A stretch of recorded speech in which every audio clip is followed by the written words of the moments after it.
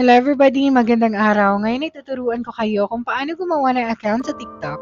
So, ang una lang natin gagawin ay i-download ang TikTok application sa ating App Store or Play Store at buksan ang app pagkatapos niyan. So, dito i-click mo lang ang me option na nasa pinakababa at i-click ang sign up option. So, dito maaari kang mag-sign up gamit ang iyong mobile number, continue with your email, gamit ang iyong Facebook at Google account. Okay, so pagkatapos mong pumili sa choices dito, ay i-click mo lang ang confirm option at pagkatapos yan makikita mo na nagawa mo na ang iyong account dito sa TikTok. Ngayon, kung gusto mo naman i-customize ang mga detalye ng iyong account, pwede mong i-click ang edit option na andito.